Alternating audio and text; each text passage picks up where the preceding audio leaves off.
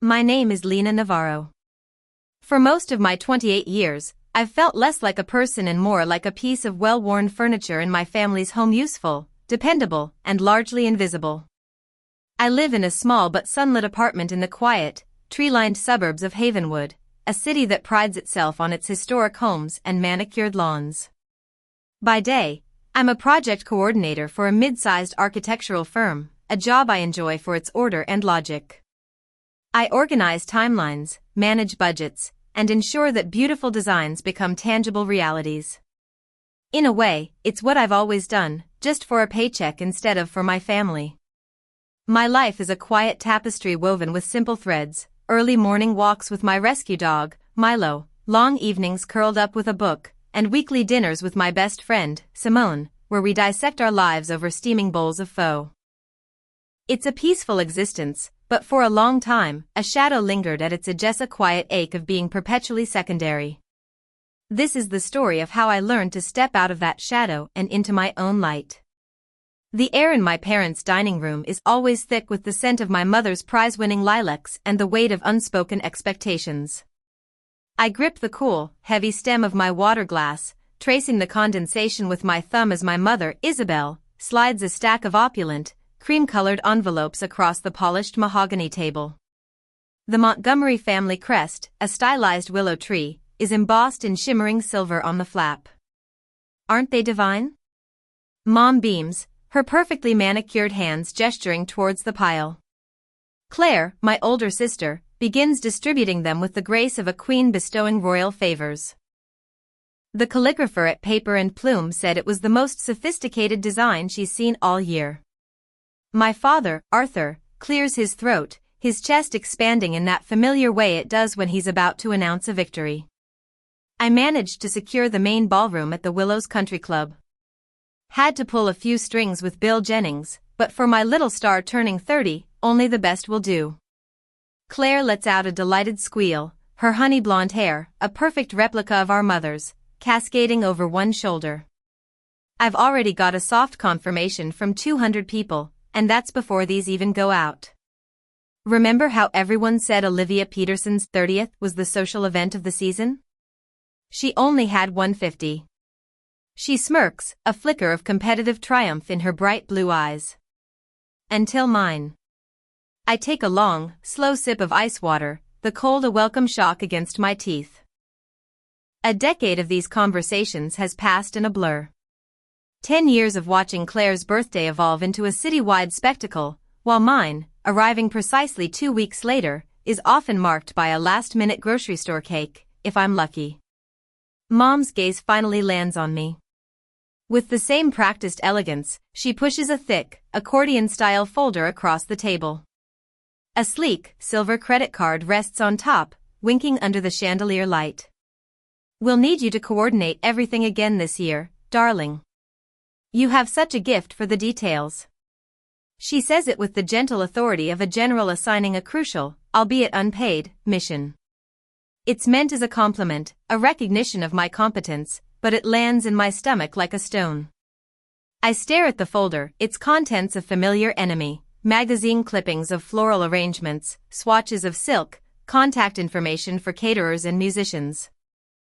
I've received a version of this folder every year since I was 16, each one growing heavier with escalating demands. Make sure they have that ice luge like the Petersons had, Claire says, scrolling through her phone, her tone casual. But more elaborate. And with the premium vodka, not that well stuff they used. Dad taps the credit card with his signet ring. Put all the initial deposits on this. We'll square up with you later.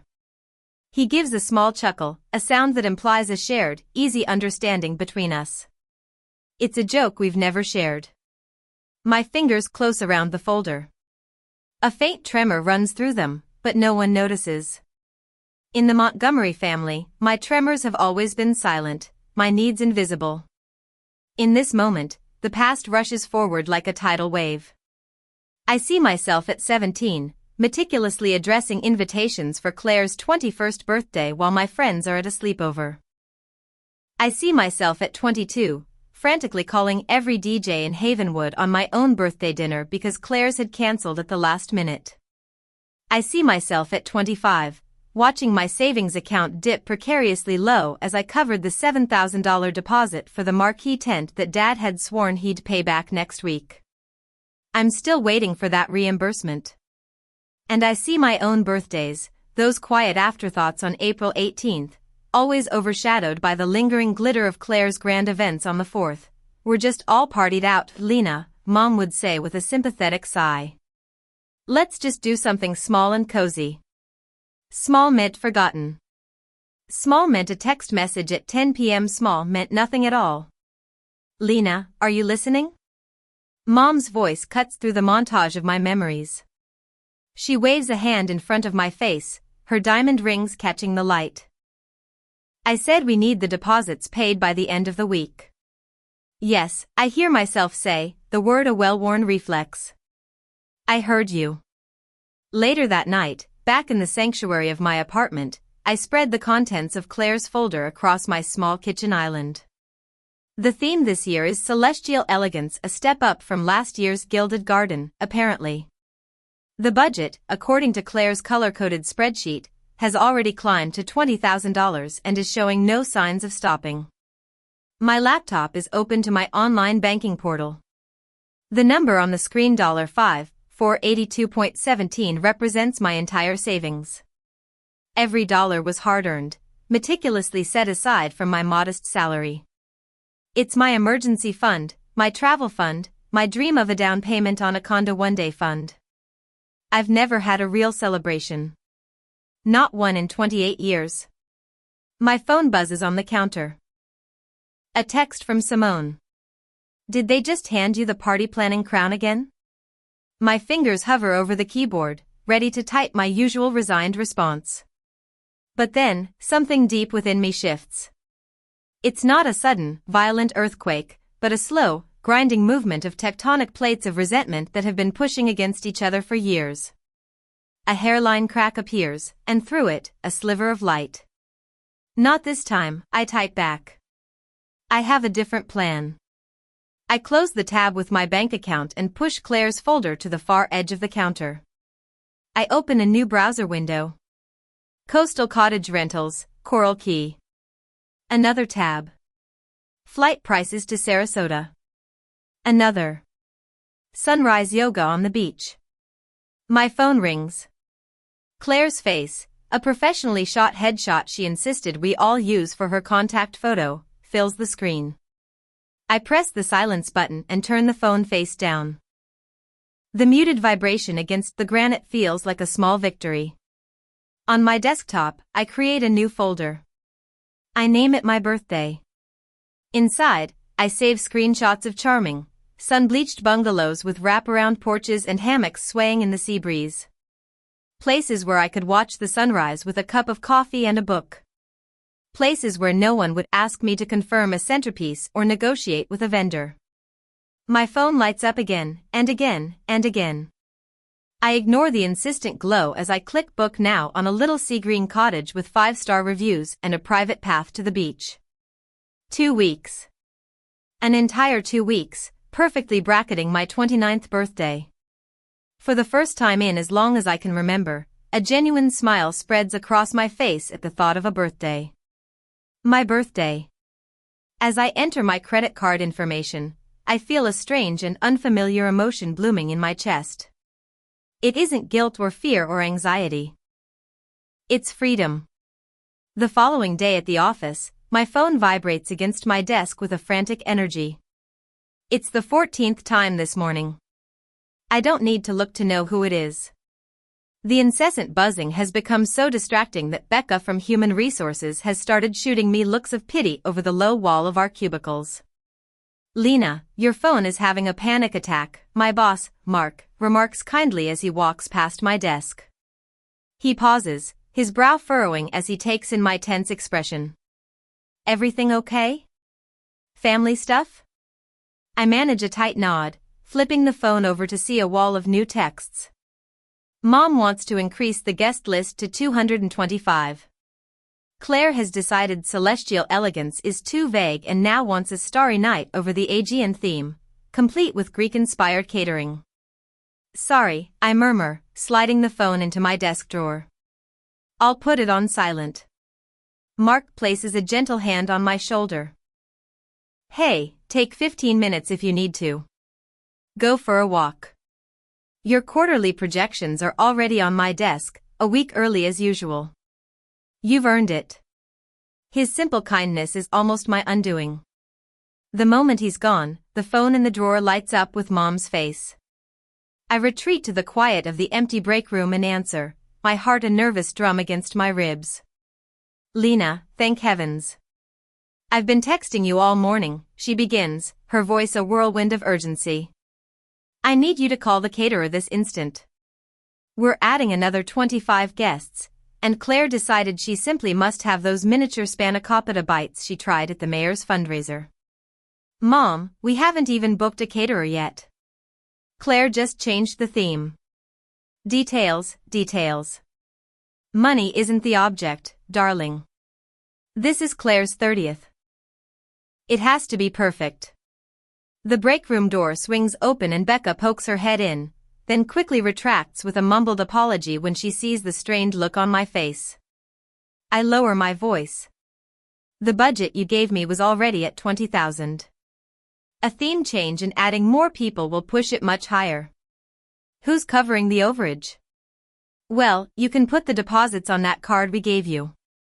Your father will handle the balances when the invoices come in. You know how it works. Like last time? The words are on the tip of my tongue, sharp and bitter, but I swallow them down. It's not time. Not yet. Isabel Montgomery, I say, my voice clipped. I don't appreciate that tone. Oh, I almost forgot. I need to drop off some fabric swatches for the linens. I'll swing by your office around lunchtime. Before I can protest that I have a meeting, she hangs up. I grip the edge of the Formica countertop, my knuckles white. I take a slow, deep breath, then another. I pull up my banking app. The balance is lower now, after the deposit on the cottage and the flight. Seeing that tangible proof of my rebellion calms the frantic fluttering in my chest. After my mother's whirlwind visit, during which she critiqued my office plant and left a pile of shimmering blue and silver fabrics on my desk, a wave of nauseating anxiety washes over me. I excuse myself to the restroom, locking myself in a stall and leaning my forehead against the cool metal door. My hands are shaking. You can do this, I whisper to my reflection in the small, stainless steel mirror. You have to. That night, I pull out the old photo albums from the back of my closet. They are heavy with the weight of my family's history, a history where I am mostly a supporting character. Page after glossy page is dedicated to Claire's milestones. Her sweet 16 at a downtown hotel, a 5-tiered cake and a professional photographer. Her 21st, a weekend trip to a vineyard with 20 of her closest friends. Her 25th, a lavish garden party that was featured in Havenwood's local society magazine. I find my childhood diary, its lock long broken. The entries are a painful, looping chorus of disappointment. April 18, 2010. My 16th birthday. Mom and Dad had to take Claire to a regional debate tournament. Mom said we'd go out for a special dinner next weekend. She forgot. April 11, 2011. My birthday is next week. I asked Mom if I could have a few friends over for a sleepover. She said the house would still be a mess from Claire's party and she was too tired to think about it. April 18, 2013. Simone brought me a cupcake at school. At least someone remembered. I snap the diary shut, the sting of old tears sharp behind my eyes. I pick up my phone and text Simone. Remember that Coral Key trip we always dreamed about? I booked it. For my birthday. For real this time. I've had enough. Her reply is instantaneous. Finally. It's about damn time you put yourself first. I'm in. Send me the dates. A real, watery smile touches my lips. 2 hours and a shared bottle of wine later, Simone is sitting cross-legged on my living room floor, her laptop glowing. "So you're really going through with this," she says, gesturing at the screen, where the confirmation for the Seagreen cottage is displayed. "You're just going to ghost them and let Claire's party of the century implode?"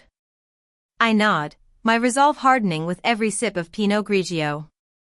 I pull up the fake vendor contracts I've spent the last hour creating on a graphic design website. They look surprisingly official. I've already sent Mom and Dad emails confirming that all the main vendors are booked. They trust me so completely, they won't even think to double-check. "My God," Simone says, her eyes wide with a mixture of horror and delight. "They have no idea who they've been messing with." She raises her glass. To Lena, the birthday girl who's finally taking back her birthday. The next day at work, Henry, a kind, older gentleman from the finance department, leans against the opening to my cubicle. "Got a minute?" I follow him to the break room, a knot of anxiety tightening in my stomach. He pulls out his phone. "So, Simone might have mentioned your little birthday rebellion plan," he says with a conspiratorial wink. "I happen to have a pile of airline miles that are about to expire. I can't use them. How would the birthday girl feel about a first-class upgrade?" Unexpected tears spring to my eyes. "Henry, you don't have to do that." "Nonsense," he says, already tapping at his screen. "It's either you or my sister-in-law, and all she'd do is complain that the champagne wasn't vintage. Consider it an early birthday present." He shows me the confirmation. Already done. That evening, a text arrives from my Aunt Clara, my mother's younger, much more grounded sister. "Heard you're finally doing something for yourself for your birthday. Whatever you're planning, I support you 100%. Let me know if you need anything at all." An hour later, Simone, Henry, and my college roommate, Zoe, all forward me their flight confirmations. We're all going together. The stark contrast between the genuine warmth and generosity of my chosen family and the transactional, conditional love of my biological one feels like stepping out of a cold, dark room and into the sun. On Friday evening, I stand before my parents in their formal living room. I lay the forged contracts out on their antique coffee table. Catering from Aegean Delights, floral arrangements from Blooms of Olympus, a sound system from Athenian Audio. All with convincing letterheads and deposit receipts I'd fabricated. "We trust you completely, darling," Mom says, barely glancing at the papers. She slides a check across the table. "Here's the deposit money. $4,000 should cover the initial payments, right?" "Claire is having another crisis about the lighting," Dad adds, his attention fixed on his phone. "She wants it to look like the actual night sky. Twinkling stars and all." "I'll handle it," I say, the familiar phrase tasting like ash in my mouth. But this time, the words are a shield, a camouflage for my real plans. On Monday, I deposit their check into my savings account. The teller gives me a polite, professional smile. "Saving up for something special?" I think of the ocean view from my rented cottage, the sunrise yoga session I've booked for my actual birthday, the first-class ticket burning a hole in my email inbox. "Yes," I reply, and the smile that spreads across my face is real and bright and all my own. Something very special. Just for me. 2 weeks before Claire's 30th birthday, the dining room feels like a pressure cooker. The walls seem to be closing in with every tick of the grandfather clock in the hall.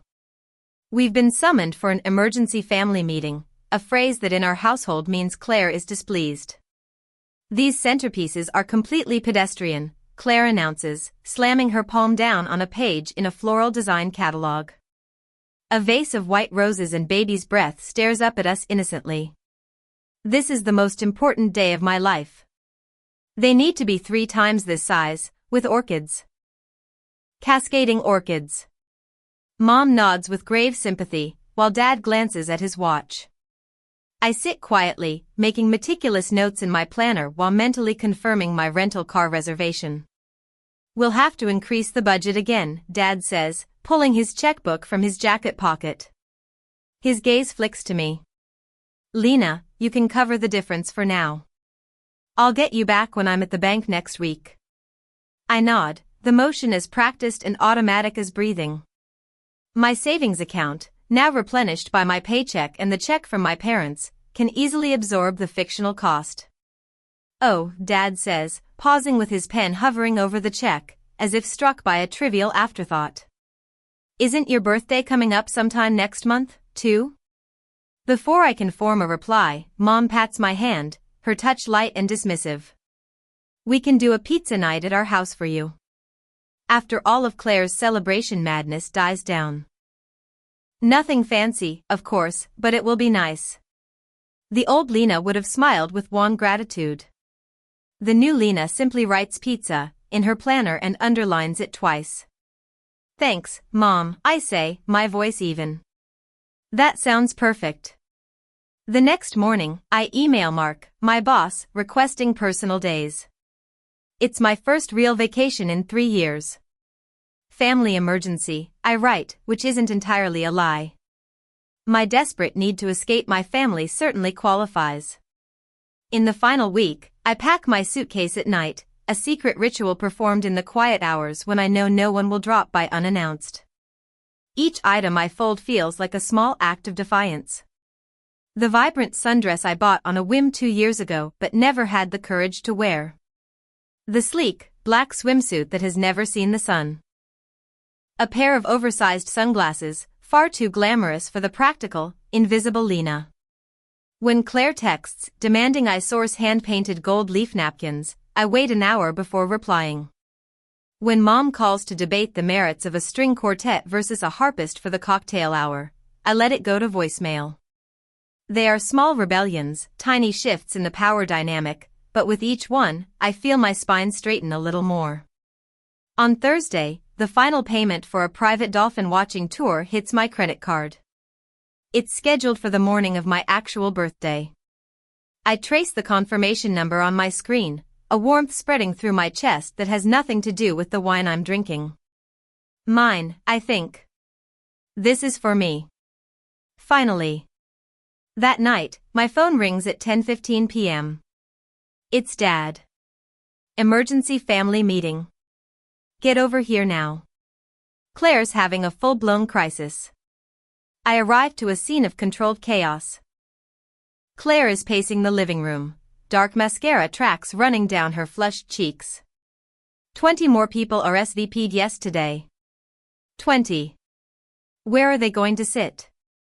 The seating chart is a masterpiece of social engineering. It's ruined. Mom flutters around her with a box of tissues while Dad turns to me, his expression a familiar cocktail of expectation and demand. This is what you do, Lena, Mom says, her voice pleading. You fix things. 3 pairs of eyes lock onto me. Claire's, wild with desperation. Mom's, begging for a return to order. Dad's, demanding a solution. The old Lena would already have her laptop out, her fingers flying across the keyboard, a spreadsheet materializing out of thin air. I take a deep, centering breath, meeting each of their gazes in turn. Everything is under control, I say, my voice a calm island in their sea of panic. Trust me. The words hang in the air, a beautiful, deceptive promise. To them, I am promising to salvage Claire's seating chart. To myself, I am confirming that my escape is locked, loaded, and perfectly timed. Dad's shoulders slump in relief. I knew we could count on you. If only he knew what he was counting on me for. My alarm chirps at 3:30 a.m., but I've been awake for hours, listening to the hum of the city as it sleeps. Simone's text arrives at 3:35, exactly as planned. Outside. Lights off. Operation Birthday Freedom is a go. I wheel my suitcase down the carpeted hallway of my apartment building, the soft whir of the wheels the only sound. I lock the door behind me, a definitive click that feels like closing a chapter of my life. Downstairs, Simone's car is a dark shape at the curb. She hops out and pulls me into a fierce hug before grabbing my bag. Operation Birthday Freedom is officially underway, she whispers, her grin a flash of white in the pre-dawn gloom. The drive to the airport feels like crossing a border into a new world, a sovereign nation of self-worth. Simone hands me a travel mug of strong, hot coffee and a birthday card signed by Simone, Henry, and Zoe. At the check-in kiosk, the agent smiles. Looks like you've been upgraded to first class, Ms. Navarro. Enjoy your flight. I turn to Simone and squeeze her hand, my eyes shining. She just winks. As I wait to board, a text from Aunt Clara comes through. Special delivery has arrived at the rental house. Happy early birthday, my dear girl. I am so incredibly proud of you. The group chat with my friends is buzzing. Weather forecast, perfect. Dinner reservations confirmed. Cake has been ordered, your favorite, chocolate with salted caramel. When my boarding group is called, I stand up, my shoulders back, my boarding pass held firmly in my hand. As the heavy plane door swings shut with a pneumatic hiss, I switch my phone to airplane mode. The angry red bubbles of notifications, missed calls, unread texts vanish from my screen. A profound wave of relief washes over me, clean and cool as the ocean I'm flying toward. Hours later, I step out of the Sarasota airport and into a wall of warm, humid air that smells of salt and flowers. I am squinting in the brilliant sunshine. The drive to Coral Key is a blur of palm trees and sparkling blue water. I pull the rental car up to a charming, sea-green cottage, exactly as pictured, with a wide porch and blue shutters. Simone, Henry, and Zoe, who took an earlier flight, are standing on the porch, holding a hand-painted banner that reads, "Happy Birthday, Lena." The sight of my name, in bright, joyful letters, makes my throat ache with a feeling so new I can't quite name it. Inside, the cottage is filled with sunlight. Tasteful, simple decorations, a string of fairy lights, a vase of local wildflowers adorn the living space. It's nothing like the gaudy, over-the-top excess of Claire's planned parties. It's just lovely. It's me. Simone hands me a flute of chilled champagne. To Lena, she says, her eyes sparkling. Finally celebrating the birthday girl who deserves it more than anyone. We clink glasses. I look around at these incredible people who flew across the country just for me, who took time off work, who spent their money and their energy to make me feel seen. I need to change my voicemail, I say suddenly, pulling out my phone. They watch, smiling, as I record a new message. Hi, you've reached Lena. I'm currently unavailable and will be until further notice. Please leave a message and I'll get back to you when I can. Unavailable. The word tastes like victory. That evening, as the sun bleeds orange and pink across the horizon, I walk alone on the beach. The warm Gulf water swirls around my ankles, rushing in and then retreating, a rhythm as old as time. It feels like my life giving and retreating, giving and retreating. For the first time, I let myself feel the full, sharp-edged pain of all those years of being overlooked. Tears come, hot and fast, silent drops of salt water falling from my cheeks to join the vastness of the ocean. I hear soft footsteps on the sand behind me. My friends have come to find me. Simone is holding a single chocolate cupcake with one candle flickering bravely in the sea breeze. An early celebration, Zoe says softly. Make a wish. I close my eyes, the sound of the waves filling my ears. I wish to never be invisible again. I blow. The flame vanishes. I open my eyes to their three smiling faces, illuminated by the last light of day. I think this is the first time I've ever felt truly special on my birthday, I whisper, the words catching in my throat. Henry pulls out his phone for a group selfie, the sunset painting us all in shades of gold. Caption, he asks, his thumb hovering over the screen. I smile, a real, bone-deep smile that reaches my eyes. I feel lighter than I have in my entire life. Best birthday I've never had, I say. On the Saturday of Claire's 30th birthday, at 6:15 p.m., the grand ballroom of the Willows Country Club stands cavernous and silent. There are no twinkling fairy lights, no towering floral arrangements, no shimmering ice luge. Just rows of bare tables under the cold, flat glare of the housekeeping lights. The venue manager, a man named Mr. Davies, glances at his watch and shrugs at the waitstaff hovering uncertainly by the kitchen doors. At 6:27, the first guests arrive, a couple dressed in black tie.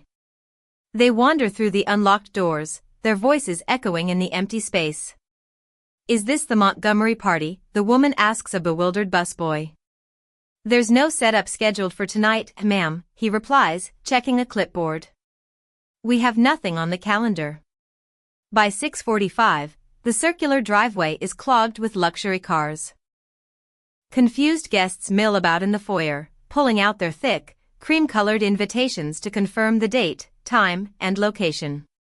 At precisely 7 p.m., Claire makes her grand entrance. Her custom-made silver gown glitters under the fluorescent lights, a stark contrast to the barren room. Her expression shifts in a heartbeat from regal anticipation to wide-eyed horror. "Where is everything?" Her voice is a sharp, rising shriek. "Where are the decorations? The bar? The DJ?" She spins around to face our parents, who stand frozen in the doorway, their smiles collapsing. Mom fumbles in her evening bag for her phone, her hands trembling as she dials. "There must be some mistake," she says to no one in particular, her voice thin and reedy. Mr. Davies approaches them, his face a mask of professional sympathy. "We booked this weeks ago. My daughter, Lena, handled all the arrangements." "I'm very sorry, Mrs. Montgomery," he says, holding up a tablet. "We have no record of any reservation for this evening. No contracts were signed, and no deposits were ever placed." Dad steps forward, his hand going to his wallet. "Look, there's clearly been a terrible misunderstanding. I can pay now. Whatever it takes." Mr. Davies's expression doesn't change. "Sir, even if you did, we're fully booked for a wedding tomorrow. We have no staff scheduled for tonight, no food has been prepared, and the decor company isn't here. There is simply nothing to be done." Outside, in the manicured gardens, Claire screams into her phone. "Lena, answer your damn phone. What did you do?" Her mascara, meticulously applied just hours before, runs in black rivers down her cheeks. She stabs at the screen again and again, each call going directly to my new, impenetrable voicemail. Mom paces among the confused and whispering guests, her own phone pressed to her ear. "Lena, this is your mother. Call me this instant. Your sister's party. There's been some kind of. Just call me back." Her voice cracks on a sob as she hangs up and immediately redials. "Maybe she was in an accident," Dad suggests, his face pale, loosening the knot of his silk tie. "Should we call the hospitals? I posted the invitations on my Instagram story last week." Claire wails, as her friends pat her shoulders with awkward sympathy. "Everyone in Havenwood will know my birthday was a complete disaster." Mom pulls herself together, her hostess training kicking in even in the midst of catastrophe. She addresses the dwindling crowd. "We're moving the celebration to our home. Please, everyone, just follow us there." But the spell is broken. Guests are already melting away towards the parking lot, murmuring apologies about babysitters and early flights. By 8:30, Claire is curled on our parents' sofa, sobbing as she scrolls through her phone. Jessica already posted about the birthday fiasco. It's all over social media.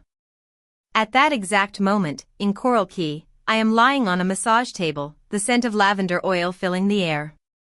Gentle, skilled hands are working a knot out of my shoulder that I feel like I've had for 20 years. The only sound is the rhythmic shush of the ocean waves through the open window. I haven't looked at my phone in 6 hours. "Best birthday gift ever," I murmur to the masseuse. In the kitchen of our Seagreen cottage, Simone fields the 23rd call from my mother. Still no answer, she tells Henry and Zoe, who are arranging a platter of fresh fruit and pastries for my birthday breakfast the next day. Should we show her any of these texts? Henry asks, holding up my phone as it buzzes violently again. Simone shakes her head. Not yet. This time is for her. The next morning, my actual birthday, I stand on the porch at sunrise, holding a mimosa. The sky is a riot of orange and gold. My hair is tangled with salt spray, and my face holds a look of pure, unadulterated joy. Simone captures the moment perfectly. Caption, she asks, showing me the photo. I think for a moment. 29, and finally celebrating me. My birthday my way. Within an hour, the notifications begin to flood in. Comments from coworkers, old college friends, distant cousins. You go, girl. About time. Wait, isn't this when Claire's big party was supposed to be? I've never seen you look so happy. Aunt Clara's comment is at the top. So proud of you for finally putting yourself first, my sweet girl. Happy birthday. Later that day, after an afternoon spent swimming with dolphins in the turquoise bay, I idly check Claire's social media. Her latest post is a tear-streaked selfie, captioned, "Worst birthday ever." The comments are a mix of sympathy and confusion. Her replies to her closest friends tell the real story. My selfish sister completely abandoned her responsibilities. She did this on purpose. She sabotaged everything after we trusted her with it all. I don't know how I'll ever forgive her. By evening, I glance at my phone again. The lock screen shows 72 missed calls, 140 text messages, and countless social media tags. My friends watch me with gentle concern as I scroll through the first few vicious messages from my family. Ready for cake? Zoe asks softly, sliding a small chocolate and salted caramel cake toward me. A single candle glows in the center. Henry snaps a photo of me smiling behind the flickering flame, the ocean sunset a perfect backdrop. Caption for this one? Simone asks. I look at the picture, at the genuine happiness in my eyes, at the peaceful scene behind me. Worth the wait, I say. As I post it, a direct message notification pops up. It's from a girl I haven't spoken to since high school. Hey Lena. I was at the Willows last night. I always wondered why your family treated you like that. Good for you. I smile, turn off my phone, and slide it into a drawer. Let's go for a night swim, I suggest, standing up from the table. The weight of 28 years of expectations feels like it has finally lifted from my shoulders. As we run toward the waves glittering under the moonlight, I know that whatever storm is waiting for me back in Havenwood can wait. Tonight is mine. The day I returned, my phone came to life with the shudder of 1,000 notifications as the plane's wheels touched down in Havenwood. The digital tsunami was overwhelming. 3 voicemails from Dad, 7 from Mom, and a single, novel-length email from Claire with the subject line, "You will regret this." I took a deep breath in the sterile quiet of the airport restroom before pressing play on the first message. You have destroyed this family, Lena. Dad's voice, usually so booming and confident, was tight with a rage that bordered on panic. You will come home immediately and you will fix this. Mom's text was a dagger. How could you embarrass us like this? In front of everyone we know? People are talking. Claire's email was a rambling manifesto of accusations, culminating in a sentence underlined and in all caps, "You ruined the most important day of my life and I will never, ever forgive you." Only Aunt Clara's message offered a life raft. They're planning an ambush the second you get home. Stay strong, sweet girl. You did what you had to do.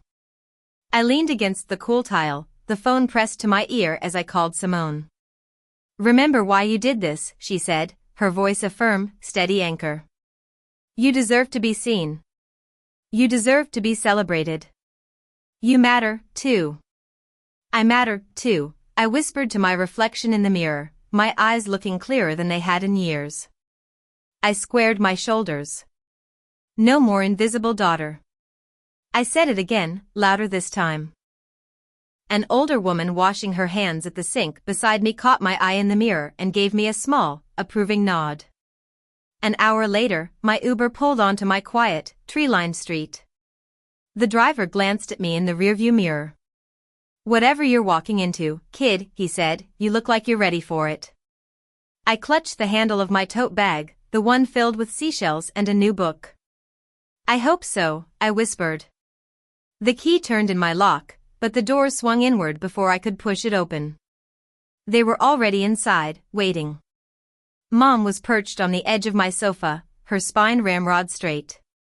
Dad paced in front of the window, his hands shoved deep in his pockets.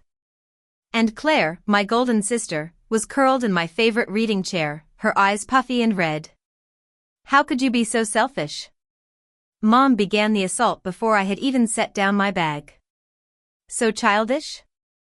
So cruel?" Dad stopped pacing and turned to face me.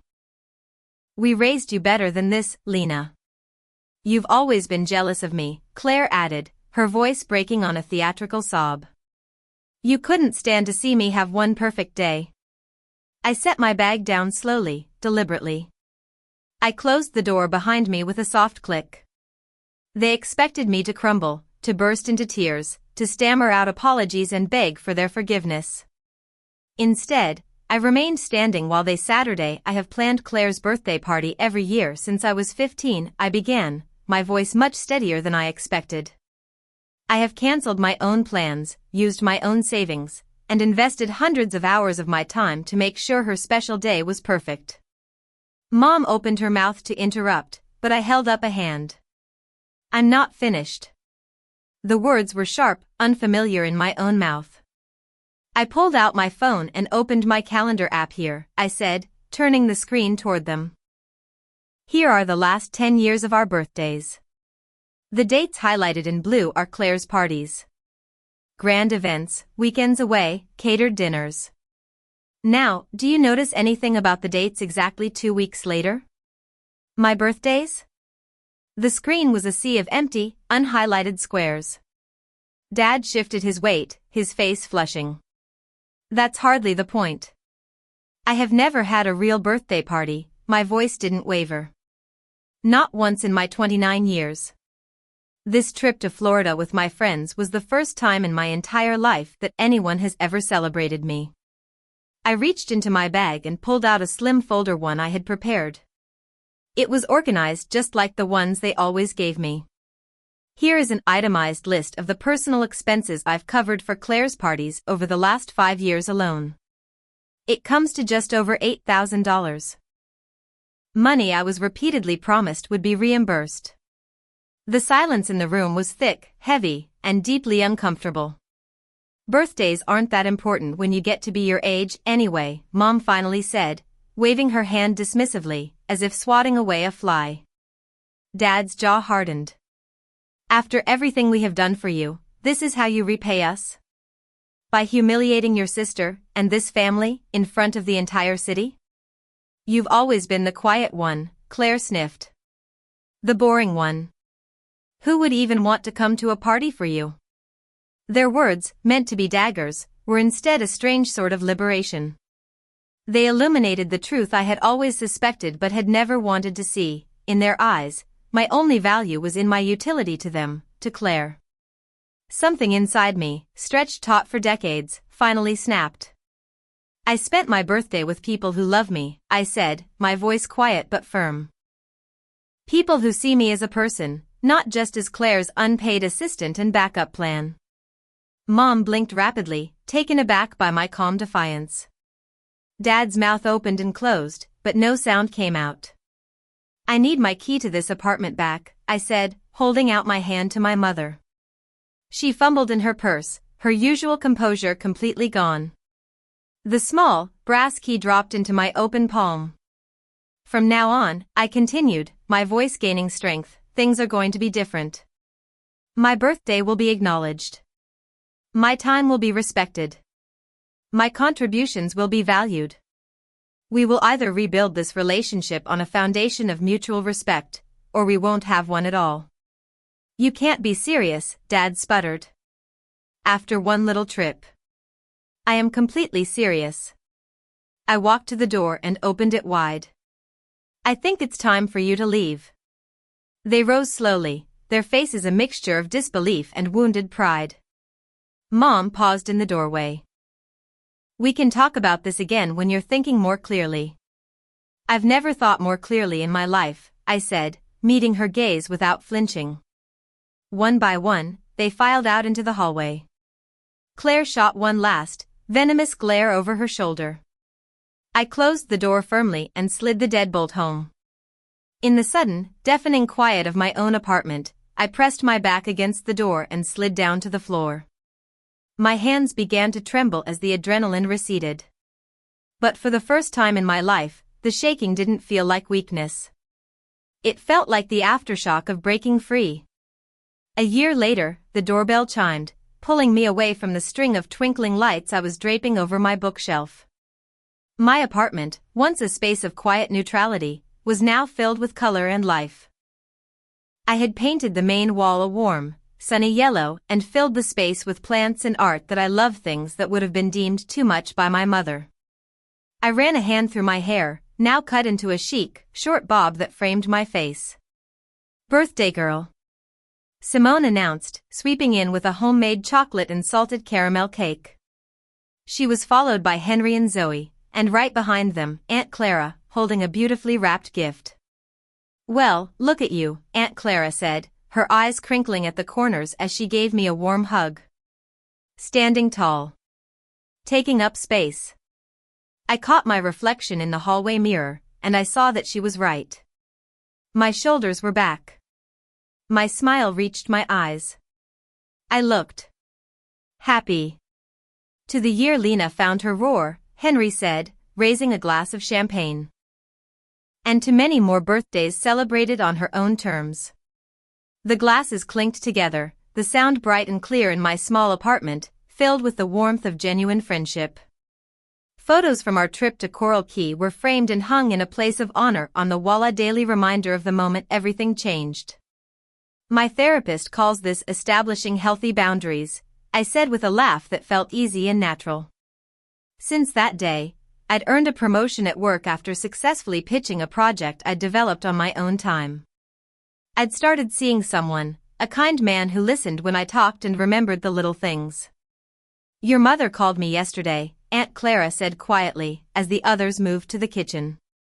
She wanted to know if I was coming tonight. To make sure you wouldn't be alone. A card from my parents had arrived 3 days earlier. On time. Inside, in my mother's elegant script, was a simple message, thinking of you on your birthday, Lena. With love. Baby steps. Dad was still struggling. He'd asked me last month when I was going to get over this phase. But Claire had surprised me. After 6 months of icy silence, she'd sent a tentative text, want to get coffee sometime? Just us.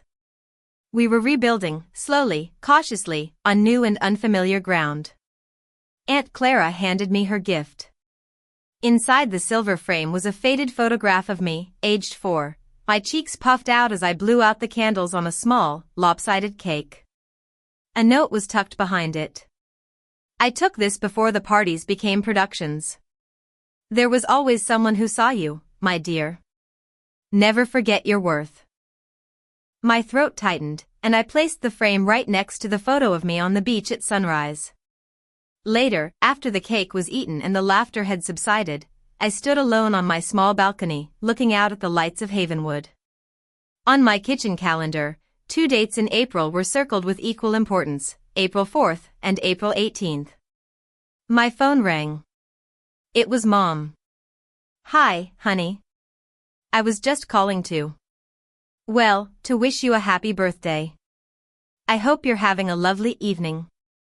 I am, Mom. It's perfect. There was a pause. I could almost hear the old script running through her mind. I braced myself for a request, a demand disguised as a question. That's good, she said finally, her voice softer than I'd heard it in a long time. That's all I wanted. We'll talk soon. Okay, Mom. Talk soon. I hung up and looked at the photo of the little girl with the lopsided cake.